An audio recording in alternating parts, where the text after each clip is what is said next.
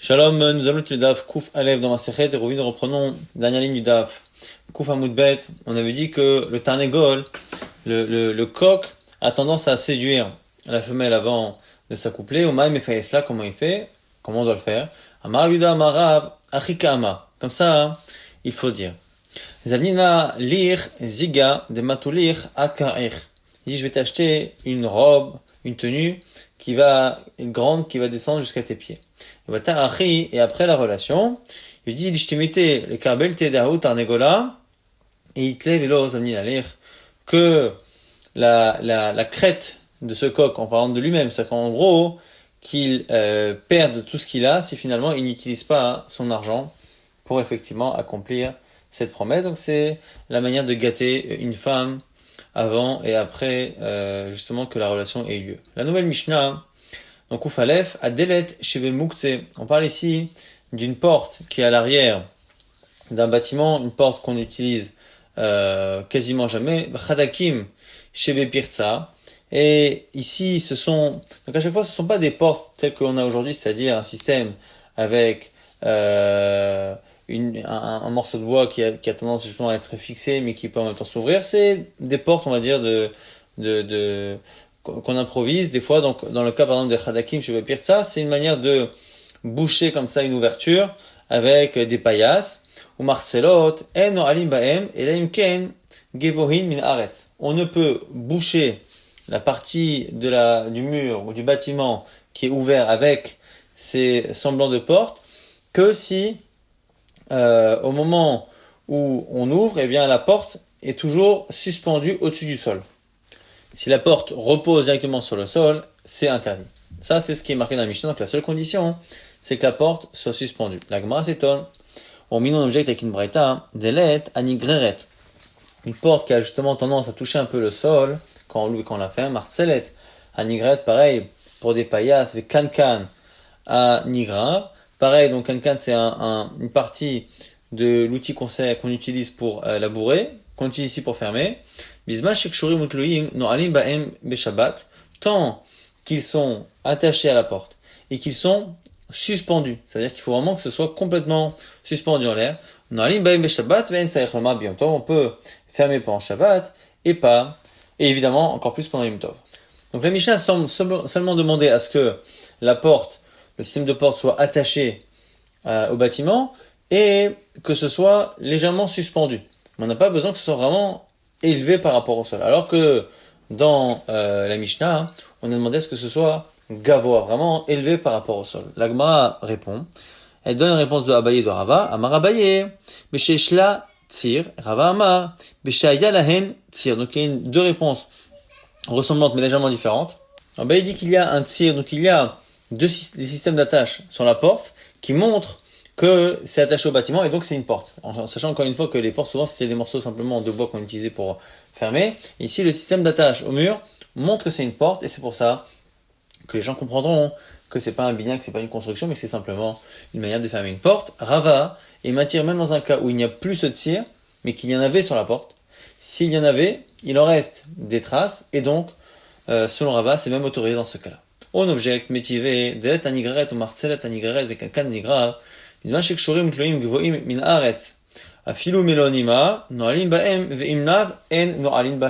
Gemara comprend ici que dans cette braïta, on parle d'une porte aussi avec un tir. Et malgré tout, on demande à ce que ce soit gavoa min aret. Donc on voit bien qu'il faut les deux. Alors que donc, avec ce qu'on a répondu d'Abaye vers Rava, en réalité c'est l'un ou l'autre. Soit il faut qu'il y ait ou qu'il y ait eu un tir dans la porte, et à ce moment-là, il n'y a pas besoin que la porte soit surélevée, simplement tant qu'elle est accrochée, suspendue. Et s'il n'y a pas ou il n'y a pas eu de tir, eh bien, à ce moment-là, il faudra, comme dans la Mishnah, dire que c'est gavoa. Or, dans cette braïta, on a l'impression qu'il faut les deux. Abaye metares et armé, vers Rava metares et armé, chacun donnera sa raison.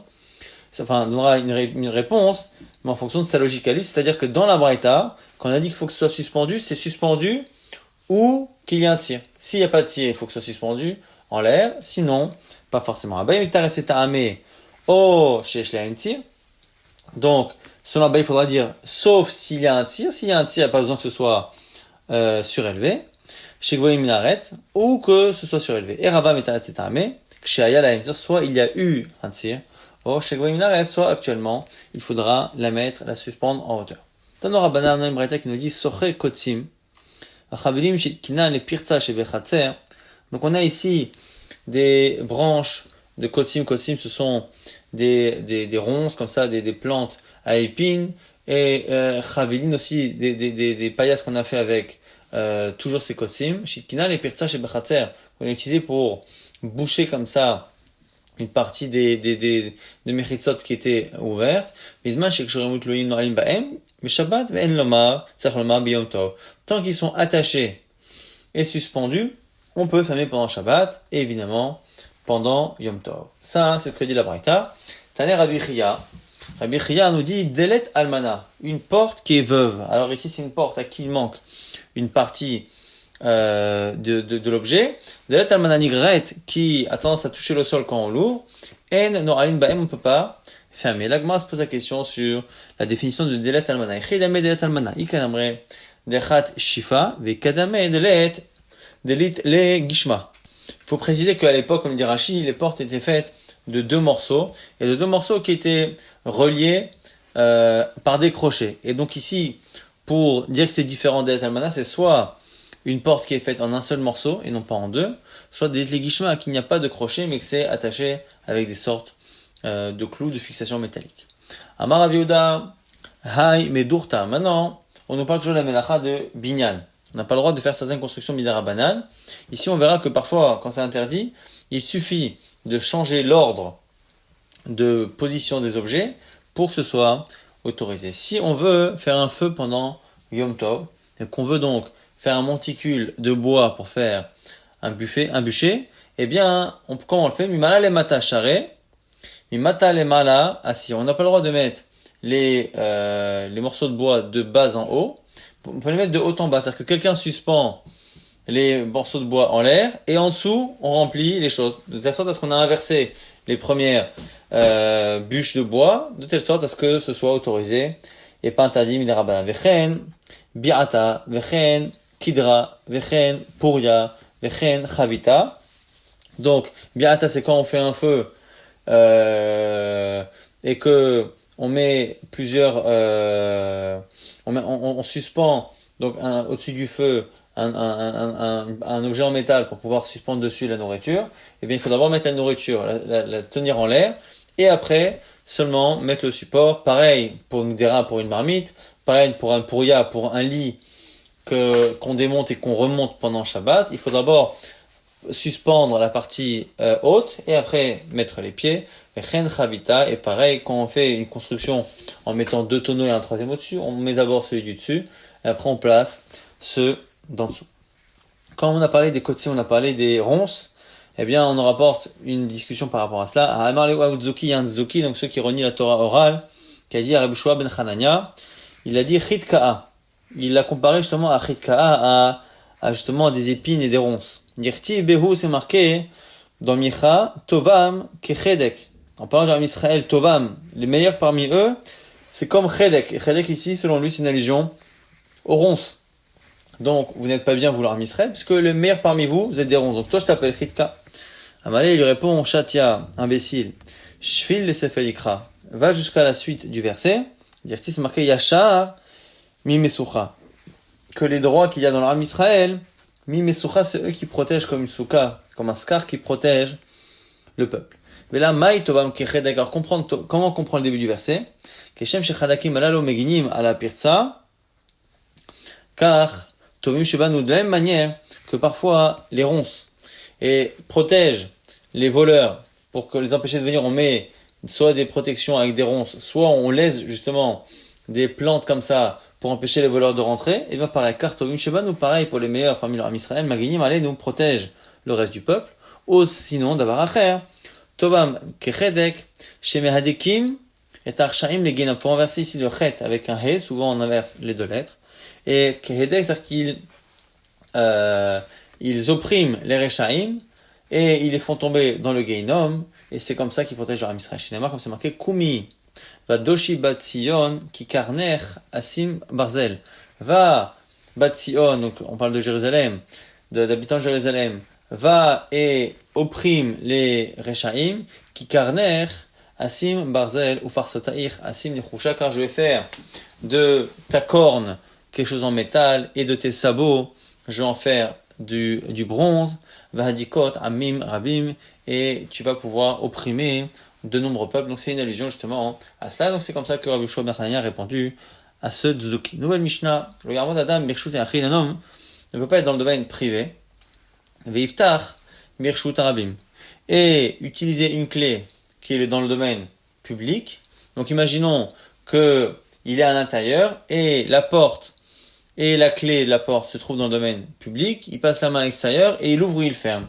L'inverse est aussi interdit. Birshut Arabim, Veiftach Birshut Achil, et la imkena asa, mechitza, gavoa asarat fachim, dirait Rabbi Meir, à la seule condition qu'il fasse une fermeture à l'endroit où il y a la porte, de telle sorte à ce que l'endroit qui est autour de la porte soit lui-même considéré comme étant un domaine privé.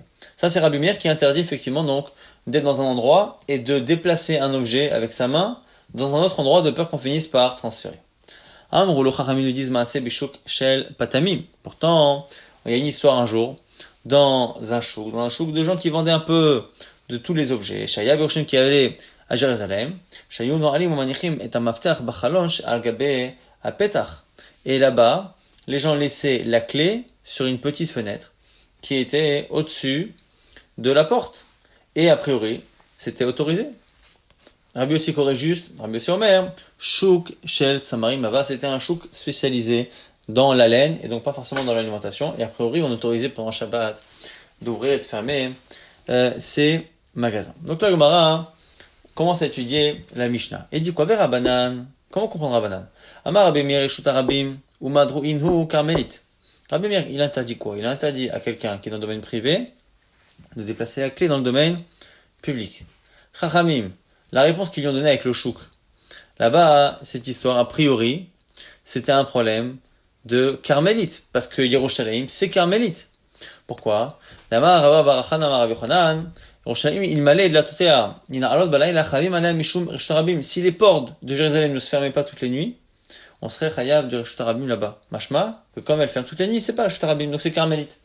Donc, comment ils peuvent apporter une preuve pour s'opposer à Rabbi Meir avec un marasé où il y a que carmélite et non pas un domaine privé, un domaine public? Amar donne deux réponses. Amar Rafa ba kan kodem shenifretsuba pratzot, kan achar shenifretsuba peratzot.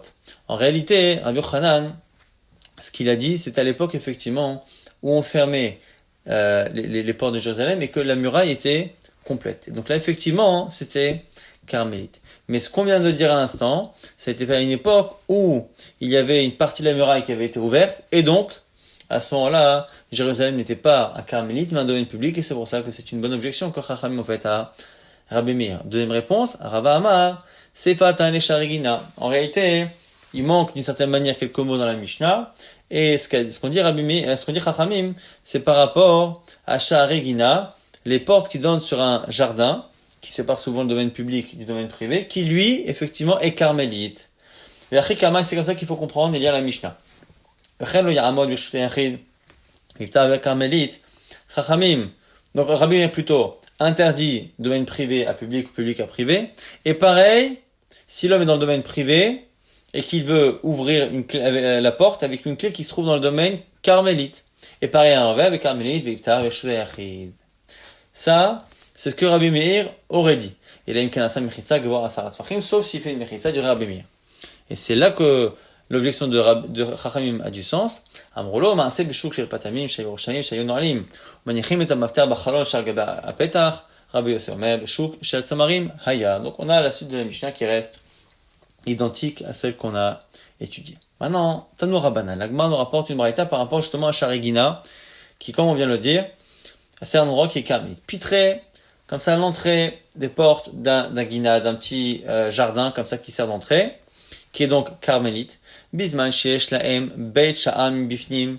Si il y a à l'intérieur de ce guina, il y a comme ça une petite maisonnée qui sert pour la personne qui fait la surveillance, eh bien, poter venoel mi bifnim, celui qui est là-bas a le droit de tendre la main et de fermer et d'ouvrir la porte. Mi bachut, si la petite maisonnée est à l'extérieur, pareil, poter venoel mi bachut, s'il peut le faire depuis là-bas, mikan, s'il y en a deux, de part et d'autre, à l'extérieur du guina et à l'intérieur, poter venoel vekan, il peut le faire des deux côtés. Sinon, s'il n'y a pas ce betchar, en là, l'olekan ve l'olekan, asurim kan ve kan, c'est interdit des deux côtés. Pourquoi? Parce que le man'oul, l'endroit où on fait rentrer la clé, c'était une sorte de serrure, mais qui était proéminente, qui sortait de la porte, et qui avait tendance à avoir une certaine largeur. Et donc, cette boîte-là, en général, c'était considéré comme étant un domaine privé. Et donc, comme les fameux Batsha'ar qui étaient à l'intérieur ou à l'extérieur du Guina étaient eux-mêmes domaine privé, c'est de privé à privé, et c'est pour ça que c'est autorisé, même selon Rabbi Meir. Pareil pour les magasins qui donnent sur le domaine public, quand le verrou est en dessous de 10 fachim, et donc c'est un statut de carmélite, eh bien il faudra faire un carmélite tout autour. Mais vimafter merev Shabbat, on amènera une clé avant Shabbat, au manicho beiskufa, on le mettra dans la iskoufa, dans le palier qui est lui-même carmélite, et les machar potach venoel, ou machzero les iskoufa, il pourra le lendemain prendre la clé de la iskoufa, ouvrir et la remettre là-bas. Mais si le man'oul est au-dessus de 10 fachim, vu ses dimensions et du coup sa hauteur de plus de 10 fachim, c'est un domaine privé, et c'est un problème. Donc, mais vimafter merev Shabbat, les machar potach venoel ou machazir, l'imkomo. Là, dans ce cas-là, il faudra laisser la clé avant Shabbat et après avoir fermé, la laisser à l'endroit même du man'oul qui est domaine privé, d'ivrei Rabbi Meir. Chachamim omrim, bizman shaman olemala me'asarat fachim. Eux disent que même quand le man'oul est au-dessus de 10 fachim, c'est pas un domaine privé et donc c'est autorisé. Mais bimaftach merev Shabbat manicho, parce qu'il faut, on peut faire passer de la iskoufa qui est carmélite au man'oul parce que le man'oul il est pas lui-même réellement en domaine privé. Les machar potav venoel ou machzor limkomo. Au bachalon shalgaba maftach, ou même sur la fenêtre éventuellement, im yesh chalon arba'a, al arba'a asum mivnei shu kemotzim shtoner. Par contre, si la fenêtre, elle fait 4 sur 4, là c'est un problème parce que c'est considéré comme étant un domaine privé, et là c'est de privé à carmélite et c'est assourd. La Gemara fait quelques déductions par rapport à la Braïta. La Gemara dit mi de kamar vechen chanuyot miklal de beiskufa carmélite askinan. Puisque le cas des magasins a été introduit par la particule vechen et de même, ça veut dire que dans le cas qui va arriver, c'est comme le cas d'avant. Le premier cas c'était carmélite, à Guina, et bien pareil pour la iskoufa des magasins, c'est carmélite. C'est quoi ce man'oul? Il délite les B, arba'a, s'il n'a pas 4 sur 4, bah c'est makom tour. Il n'y a pas de raison d'interdire, même pour le Rabbi Meir.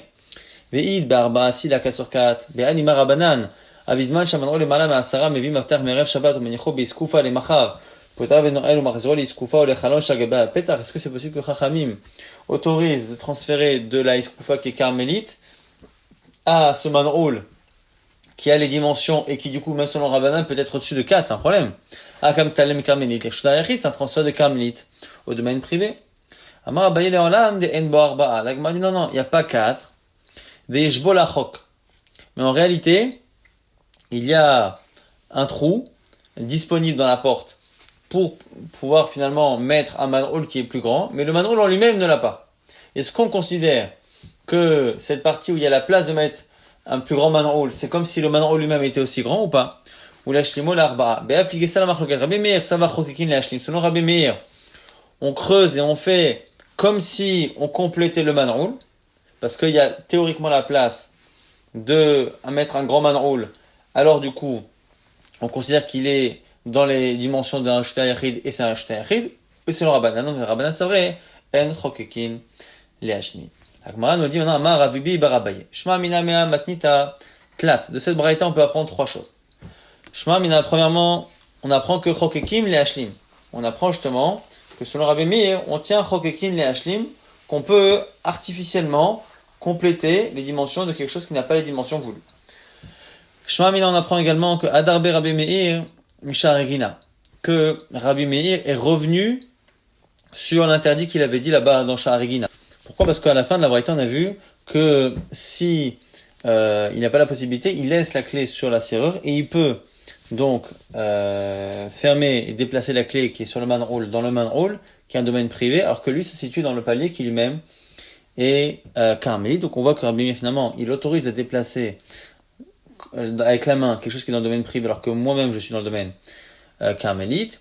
Et de la vie de Chachamim, mi de Rabbanan, ita les Rav dimi. Le fait que Chachamim à la fin est quand même interdit de transférer de carmélite à domaine privé, eh bien, ita les Rav dimi, ça nous apprend ce que dit Rav dimi. De Chiata Rav dimi, lorsque Rav dimi est venu d'Eretz Israël, Amar il a dit, Rabbi Yochanan, non Rabbi Yochanan, makom she'en bo arba'a al arba, quelque chose qui n'a pas 4 sur 4.